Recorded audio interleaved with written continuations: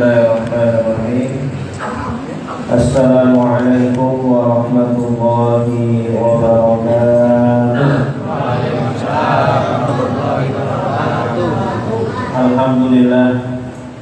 Alhamdulillah rabbil alamin wa bihi nasta'inu ala umuri dunya waddin.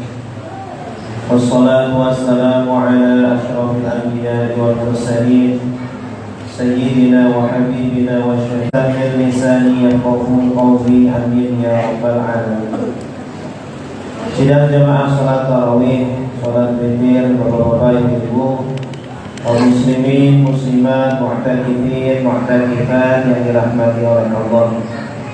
Alhamdulillah, mari kita memuji dan bersyukur kepada Allah Subhanahu wa ta'ala. Patut kita syukuri dengan cara mari kita ramaikan, mari kita isi 10 terakhir dari bulan Ramadan ini dengan beribadah, dengan sholat, dengan berzikir, dengan tilawatul Quran, dan dengan ibadah-ibadah yang lainnya. Semoga Allah memberikan pahala, memberikan ampunan tidak muak. Kemudian 1 minggu setelahnya biasanya masjidnya mengalami kemajuan softnya semakin maju. Apalagi 10 hari kedua butuh untuk disadarkan lagi, dipahamkan lagi akan pentingnya 10 terakhir dari bulan Ramadan. Bapak Ibu yang dimuliakan Allah, ada 5 tips, ada 5 kiat bagaimana agar kita selalu menjaga semangat ibadah kita di 10 terakhir bulan Ramadan. Yang pertama adalah selalu koreksi. Semakin kita tidak benar, semakin lemah niat kita, tidak lurus niat kita dalam beribadah, maka pasti akan semakin loyo dan semakin menurun semangat beribadah kita.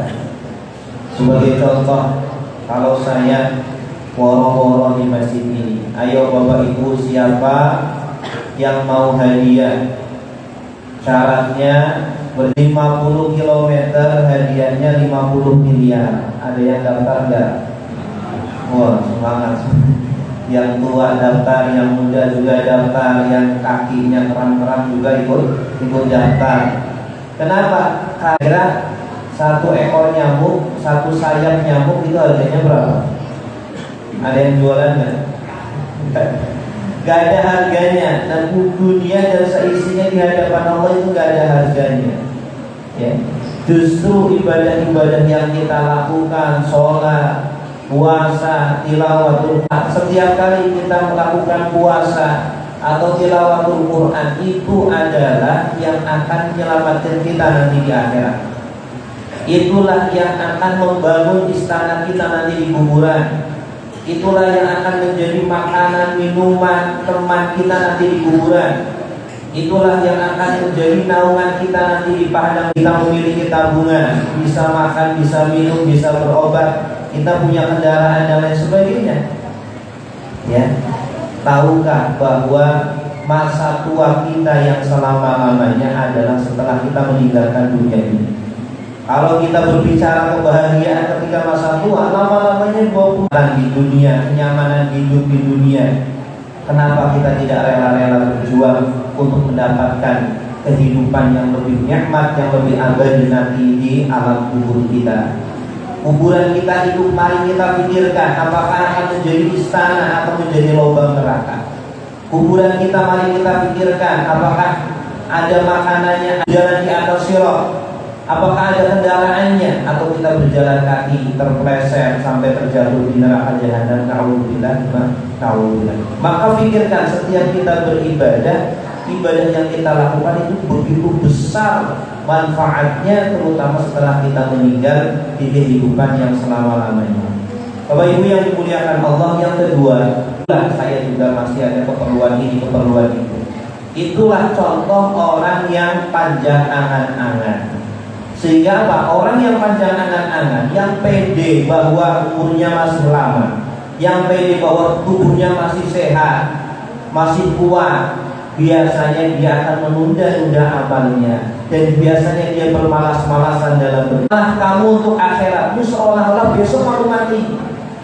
Jadi setiap kali kita mau beribadah, maka pikirkan, maka bayangkan seolah-olah itu adalah ibadah yang terakhir yang kita lakukan. Jangan-jangan tarawih malam ini adalah tarawih terakhir yang kita lakukan. Jangan-jangan puasa hari ini adalah puasa terakhir yang akan kita lakukan. Kawan-kawan yang baik, berkawanlah dengan kawan-kawan yang ahli ibadah, kawan-kawan yang rajin membaca Al-Quran, rajin sholat, rajin berzikir dan lain sebagainya. Karena kita seperti apa itu tergantung kawannya.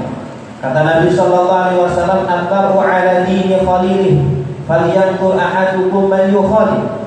Seseorang itu akhlaknya bagaimana? Ya, kalau yang kita tonton di HP kita adalah hal-hal yang baik, tentang ceramah atau bacaan Al-Quran, maka insya Allah akan menginspirasi kita untuk berbuat baik. Sebaliknya kalau yang kita tonton, yang kita dengar, yang kita baca adalah yang buruk, maka akan memberatkan ibadah kita. Baik Bapak Ibu yang dimuliakan Allah, itu lebih takut terhadap satu orang berilmu daripada 1000 orang ahli ibadah tapi tidak berilmu. Karena satu orang berilmu sulit untuk disesatkan, sedangkan 1000 orang ahli ibadah mudah sekali bagi syaitan untuk disesatkan, untuk dijerumuskan. Bapak Ibu yang dimuliakan Allah, kemudian yang terakhir, setiap dosa yang kita kerjakan itu akan memberikan noktah hitam di hati kita, Bapak Ibu sekalian. Sudah berapa kali kita melakukan dosa, baik dengan mata kita, dengan lisan kita, dengan telinga kita, itu akan semakin menumpuk di hati kita sehingga berat untuk melakukan ibadah, sehingga malas untuk melakukan sholat, tilawatul Quran dan lain sebagainya. Bahkan dosa terenak di dunia, tapi karena sedang sakit lisannya pahit. Nah, inilah makanya kita perlu untuk memperbanyak istighfar, membersihkan hati kita sehingga semakin suci dan semakin bersih hati kita, semakin sehat, sehingga kemudian untuk diajak beribadah. Yang kedua, perbanyaklah kalimat hauqalah. Hauqalah adalah la haula wa la quwwata. Satu hadis, barang siapa yang menyandarkan segala sesuatunya kepada Allah, pasti Allah akan mengurusnya. Sebaliknya, barang siapa yang menyandarkan segala sesuatu kepada dirinya, pasti dia tidak akan mampu melaksanakannya. Nah, makanya dengan mengucapkan la haula wa la quwwata illa billah, kita perbanyak kalimat tersebut. Semoga Allah Subhanahu wa taala mengurus